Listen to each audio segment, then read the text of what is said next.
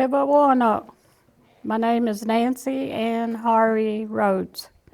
I was born here at Clinton, Oklahoma, at the Clinton Indian Hospital when we used to have surgeries and all kinds of medical issues.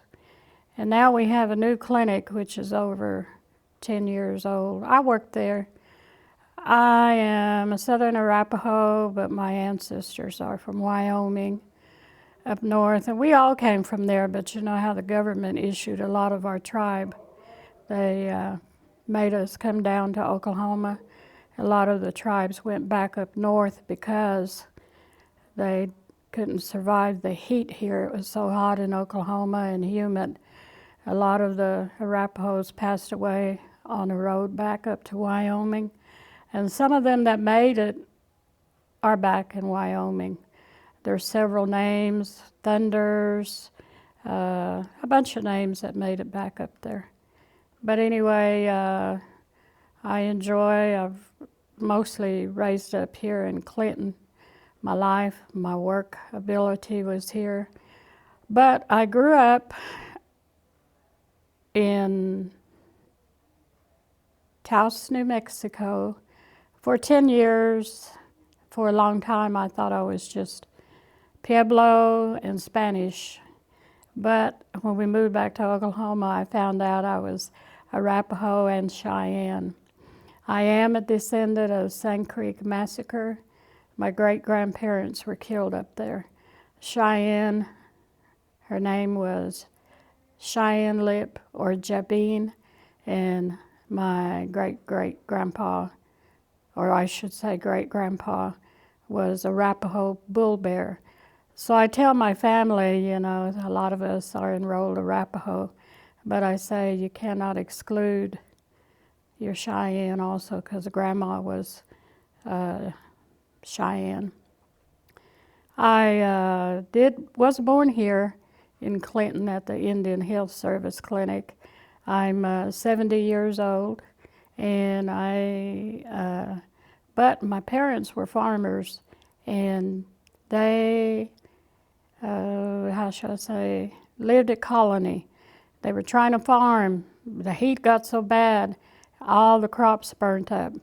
So my dad and mom were already middle-aged when they had me, and my dad always wanted to work in the mines up north, you know, like Colorado or somewhere. And my mom, she was a housewife. My dad was a farmer, but my mom would help with the crops. She grew a lot of watermelon. She raised about 400 chickens, and it was a place called Buck Creek, Oklahoma. It's just a stream, but anyway, it was known as Buck Creek. I think I was about 65 years old when I finally found out where my sister grew up.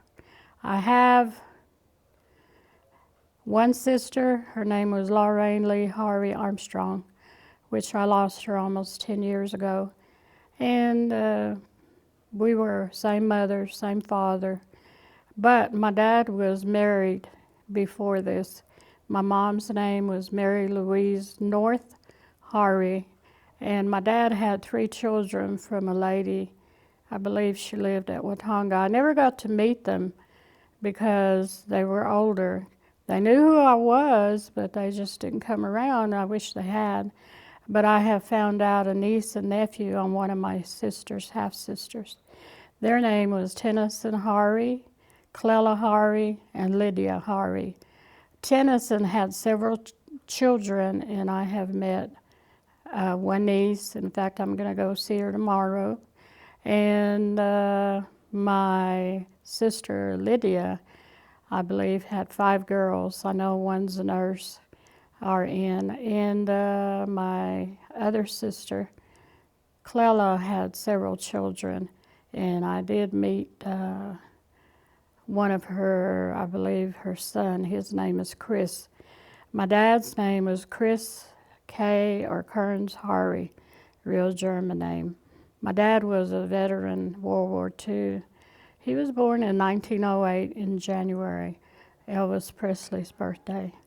So anyway, my dad's Indian name was Basa in Arapaho. That means big head.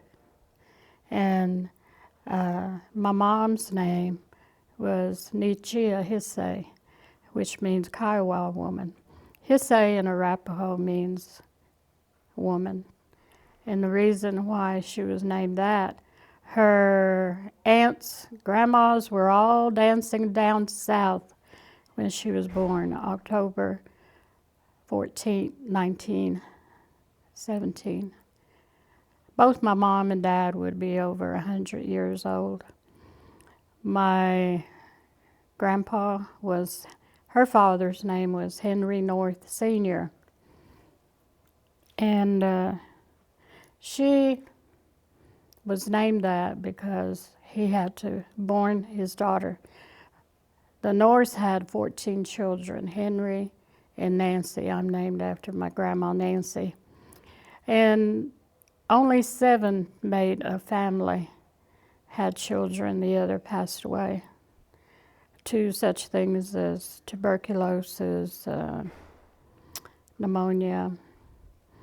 The baby, Gladys North, was Down syndrome. Grandma Nancy, like I said, had 14 children. So anyway, there was on my mother's side, I know more on my mother's side because Mama would always tell me stories about how they grew up west of Gary, about maybe 5 or 6 miles north. We still have all our land on my mother's side. Grandma, Mrs. Whitehorse, that was my mother's mother's mother. She always said, keep your land. You may think that it's nothing, but one of these days it will be something. So we all kept on my mother's side her land.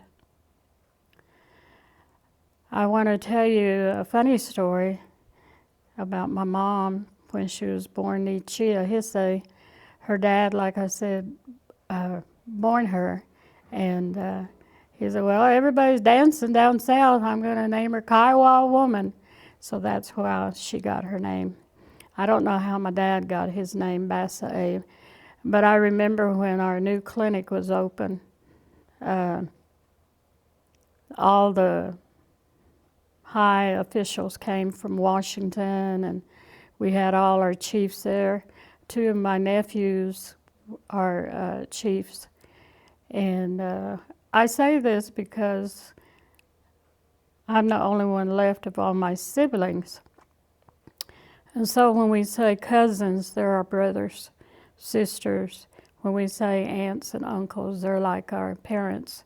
So my cousins, my first cousin, her 2 sons are Arapaho chiefs. But anyway, they were all there, and we were in front of the clinic, and all the spectators. And I know one of the officials was saying, big head, and I was talking out with him. I said, oh, I know that word in Arapaho, Bassa. That was my dad's name. Anyway, this is some of my family history.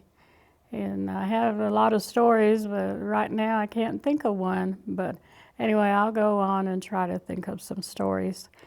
As I said, I grew up in Taos, New Mexico for 10 years. Then we moved back, and we moved back to Colony for a little while. And there wasn't nothing at Colony, to make a living. And, we didn't have the implements for farming anymore. So we moved to Colony, and I about went crazy. I was just a kid, but I had a lot of friends out in Taos.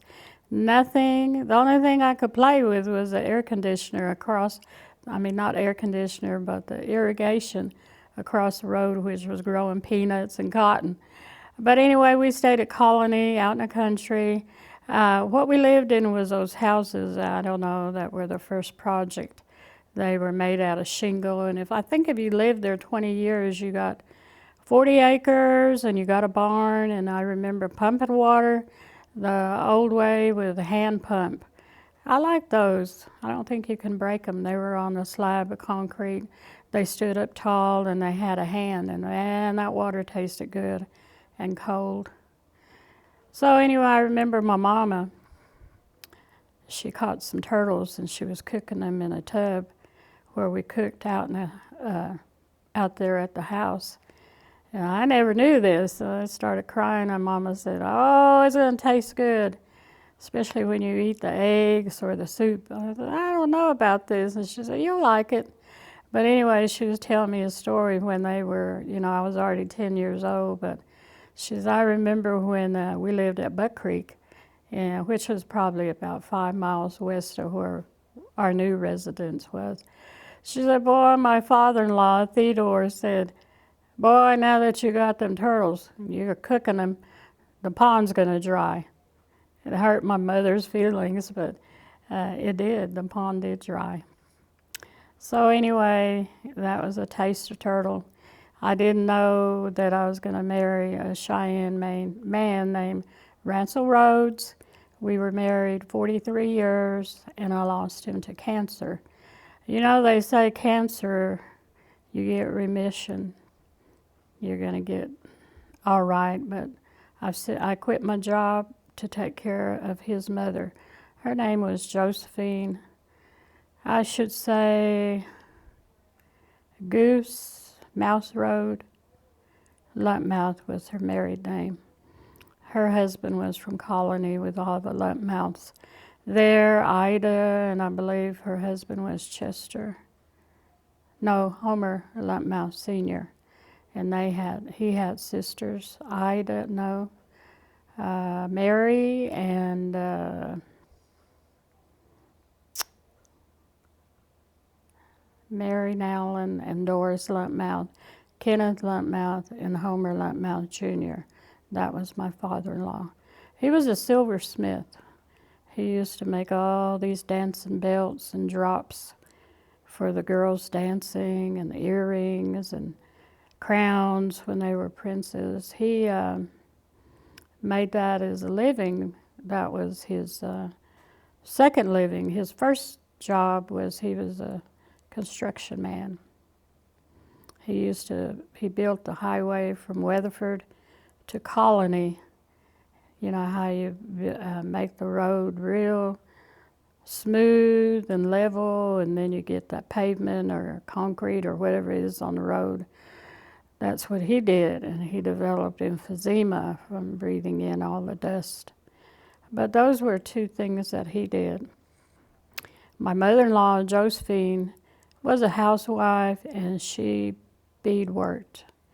Very, very good. And back to my father-in-law, Homer Lumpmouth Jr., he was telling me a story about the drops. I call them the silver drops that hang from your belt. He said, "You know what these represent?" I said, "No, Pop." And our tradition, you don't talk to your father-in-laws, but I loved my father-in-law, and I called him Pop. And tradition or not, he was my tribe, and he was comical, and he used to try to say, I guess you should say our English. He said, "Man, that man is a genius." He meant genius. He said, "Man," he said, "one time I had to go to Panties." "You did?" He said, "Yeah, I had to buy a shirt. I was going to peyote meeting." "Oh, okay." He meant pennies, but anyway, he tried to talk. He said these drops represent when we were in battle, us Indians, and we got the cavalry, the swords. The women would grab them swords and break them apart. That's why you see drops that are like in pieces hanging down. That represents we beat the cavalry, on that. Like I said, I'm a Sand Creek Massacre survivor on my mother's side. And I told you the names. My grandma, she said I looked, and I seen my mom and dad. And then I looked again, and they were gone. And all the Indian people were hollering at the children and everybody to run along the creek, that Sand Creek, creek bed. They dug holes, got in there to survive. And so that's the way a lot of them survived. My grandma was 13, and she was old enough, and her little brother, Chips, he was 10. And his family, he grew up and had a family. Some of the family, like Bobby Simpson was his granddaughter. And she said, boy, Grandpa would always talk about that story, what happened at St. Creek, because they were in, how should I say, a safe environment. They had their flags flown. I guess white, which represents your okay, you don't get hurt. Cavalry doesn't come and kill you. But anyway, they were like that, you know, in a peaceful place. They had water, they had food. And my grandma was raised by medicine people after she, you know, had her parents were killed. And she knew a lot of things, medicine. I know one time, boy, out at West Gary, boy, all the kids, the grandkids, they ran down the cellar. A big old tornado was coming. Boy, they all came running out. There was a mama dog and her puppies that had fleas down there. Anyway, Grandma said, I'll fix this. She knew her weeds, and she went down there and brushed with her weeds or whatever, and the fleas were gone. Anyway, Grandma knew how to turn babies when women couldn't have their babies C-section. I don't know how she did it, if she made a tea and the baby didn't like it, or whether she got weeds and they were wet and put it on the mama's tummies. But anyway, them babies turned. She knew medicine on colds. She knew medicine, I guess, when you were sick in your stomach, like, I don't know, maybe diarrhea. She knew medicines on that. One time, my grandpa was in town, and there was a black family, black American family, and my grandpa seen him, this black American, coming down. Of course, I'm talking horse and buggy day,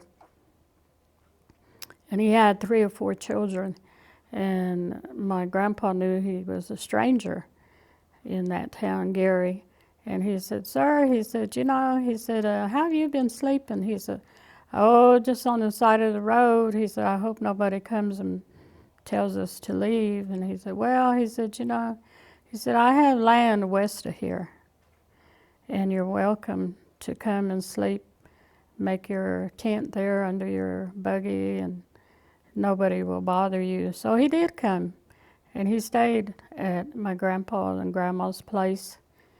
And it got to be where the kids were, you know, having to go to school. And my grandpa and him talked, and he said, well, Mr. North, he said, I'm a good crop farmer.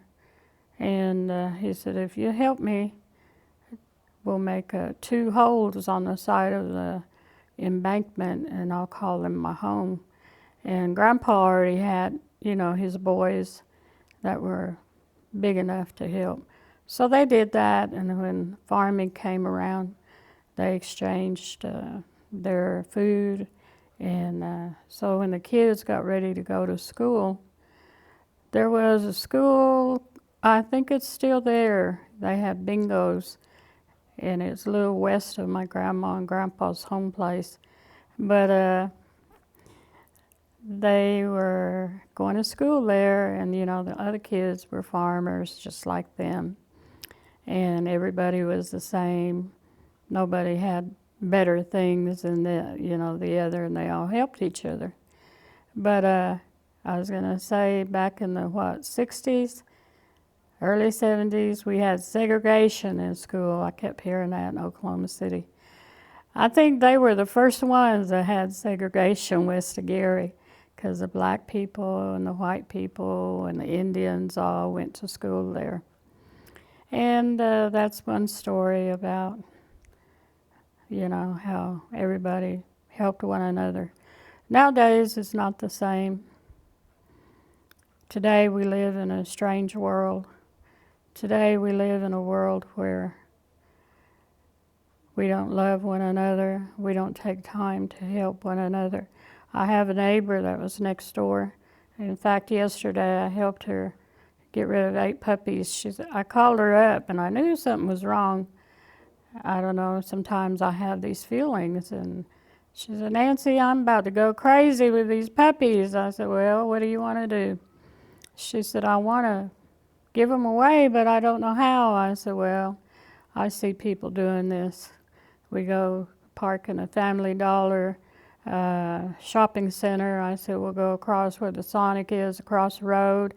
Do you have something to put your puppies in? She said, yeah, I got pins. A little pin. I said, well, let's put them in there. And I have a pickup, so we took the puppies and away we went. And I found the parking place there. I liked it. Them little puppies knew cars, and it was entertainment for them. And she said, I can't believe this. I said, yeah, you got a blanket? She said, yeah. I said, well, wet it down, and we'll put it over their little corral, is what I call it. And they were cool, and she took her milk and water. And I had just bought 3 big old bags of dog food. And on where I live on the north side, I would say the west side, is her place, and it's got dogs. On the east side, they got cats. And I'm right in the middle, and we got chickens, a big garden. We have about 8 dogs or more. Some of them come up on the road because they're thrown away or they got lost, and so we have another new dog. But I'm always buying cat food and dog food for them because, you know, our maker, Mahio, Nehapatan, Mahio, Cheyenne, Nehapatan is Arapaho. You know, God says, take care of the animals, you know, and when you look at an animal, all they want is love. They don't talk back to you. You feed them, give them a hug, notice them, and that's all they want. And we're supposed to do this. Anyway, that's one of my stories. We got rid of all the puppies in about an hour.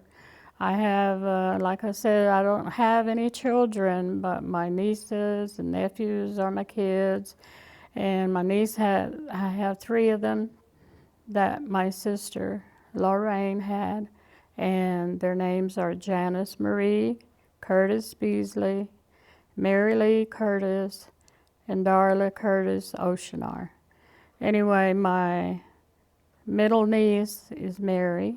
She lives here in Clinton. Janice lives here in Clinton. And Darla, I would say baby girl, her name is Jennifer Oceanar. She's in the Army, and I know she's put over 10 years in. Very proud of her. And she's an overseas warrior. She has gone overseas. She has a little girl named after my sister, Lorraine. Anyway, I called my middle niece, I called my youngest niece. His name is Coyote. I have to stop and think. I get all the kids mixed up. When you're 70, maybe you'll understand. Maybe you'll still be bright in your mind. Maybe you can still walk and talk, think right. But anyway, my youngest niece, Darla, I called her son.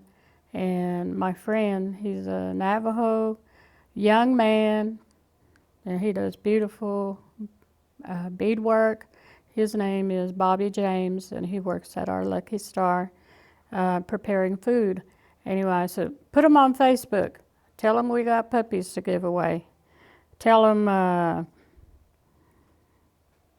well, you know, your Facebook.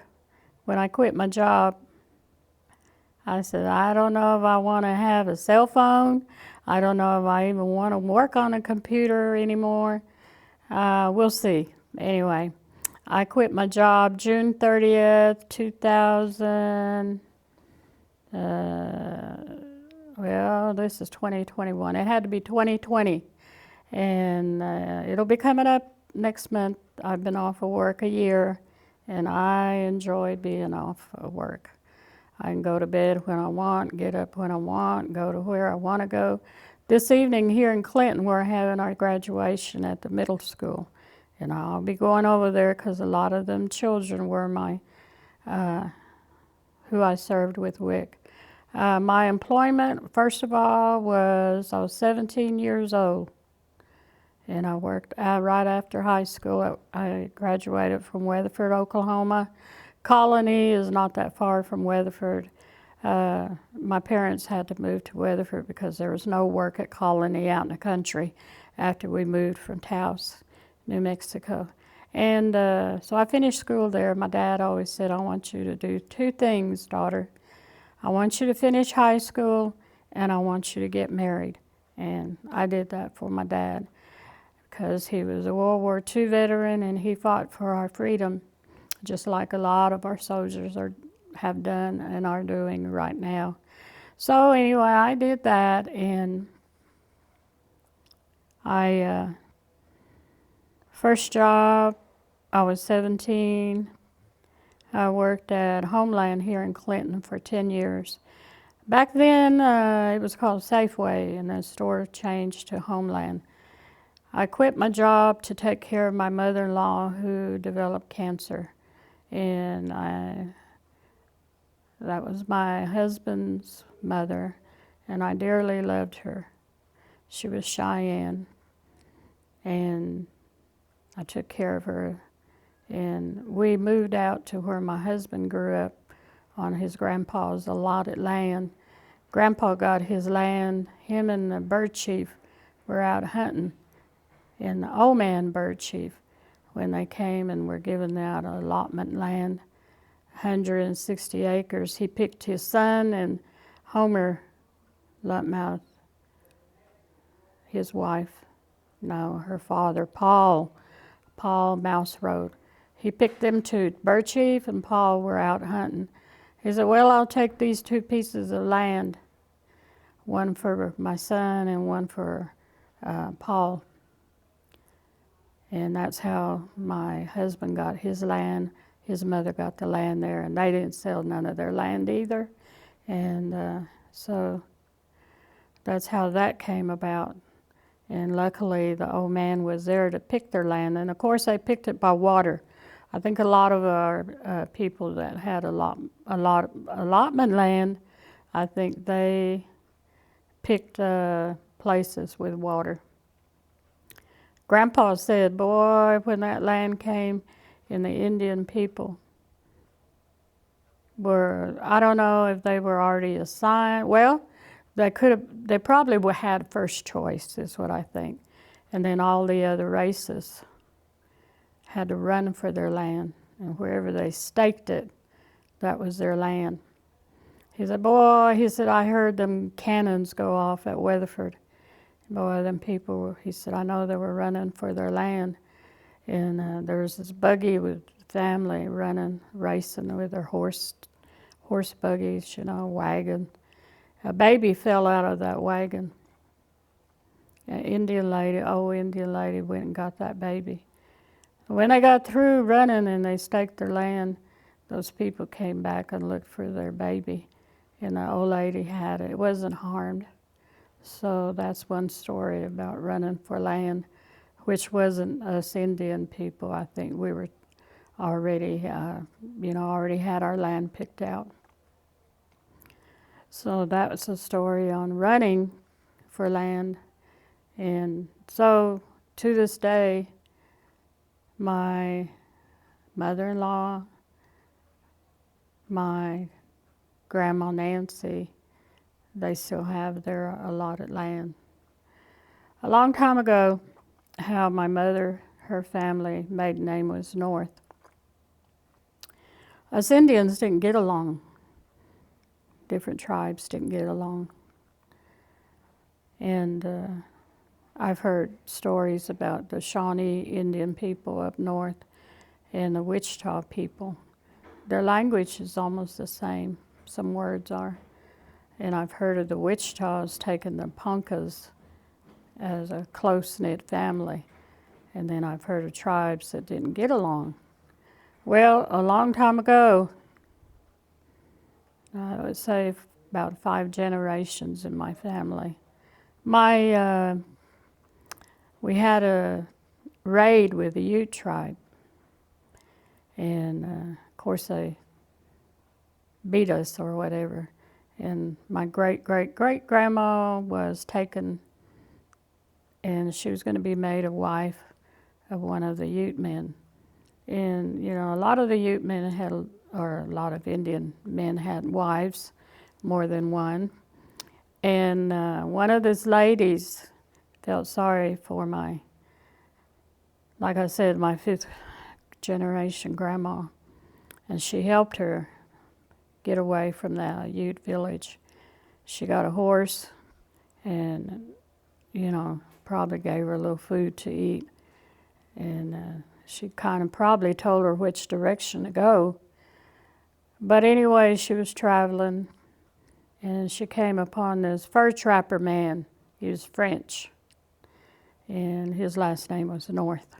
I asked some French people, "Do you have North?" And they said, well, "Not really. We have Nord."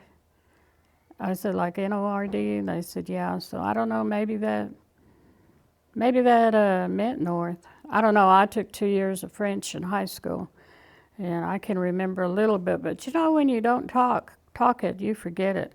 Just like with our tribes. You know, we're trying to learn our tribes, but if we don't talk it, we'll never learn it. And my husband worked at Head Start. He had several jobs. He worked at the Indian hospital here. He poured gas in town. You know how you could go to the gas station back in them days and they'd run out, wash your windshield, pour your gas, check your oil. He used to do all that. He delivered furniture. He worked at our place called the Turkey Plant. Now it's Bar S here in Clinton. About his last jobs, he was a bus driver for Head Start. And he said, you know, these children will never learn their language if they don't talk it. And he said, they're too busy on those cell phone, the TV little things they got. And he said, they'll never learn it. He said, I wish they at least learn what God is in their, Cheyenne and Arapaho language.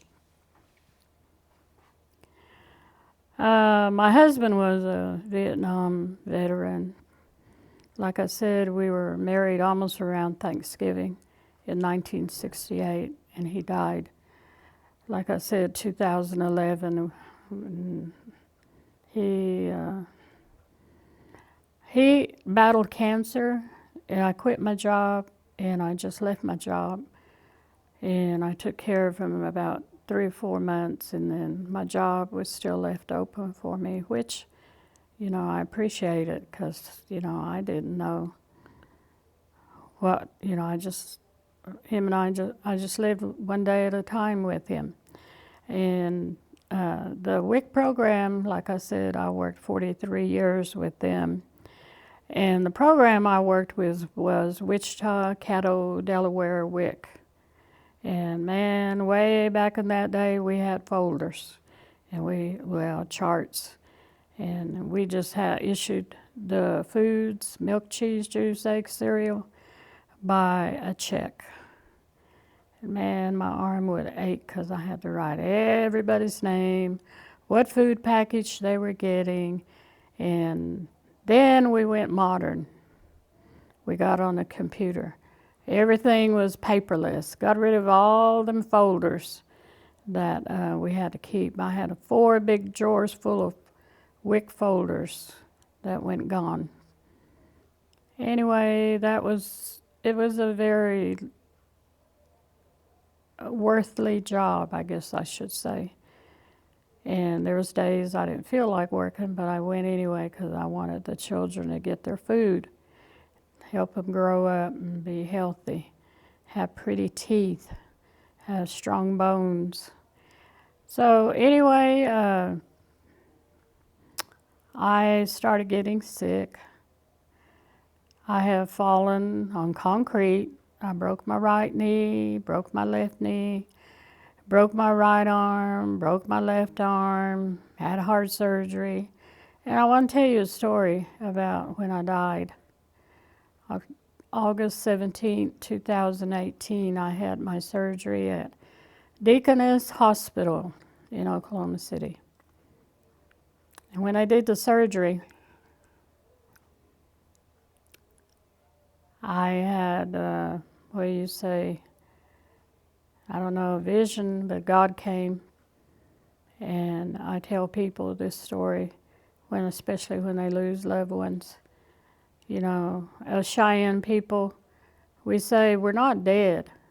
We're just going on our road, and we're going to see our family that's waiting on us. And that's what happened to me. I heard water, streams flowing. I seen my mom, my dad, my mother-in-law, father-in-law, my husband, my sister. Seen my first cousins. I seen grandparents that I never knew. I was born too late. All my grandparents were gone.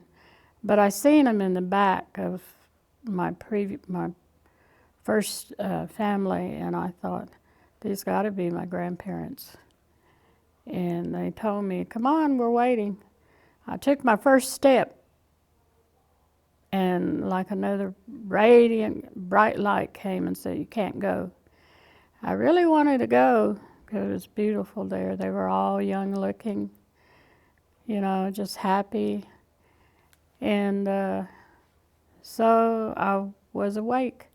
And a lot of people don't have visions, is what I was told, but I saw that. So I tell people about my vision, and you know, they're grieving, and I tell them what I saw, and it's beautiful there. You don't want to come back. There's no more hurting, no more sorrow. It's just beautiful.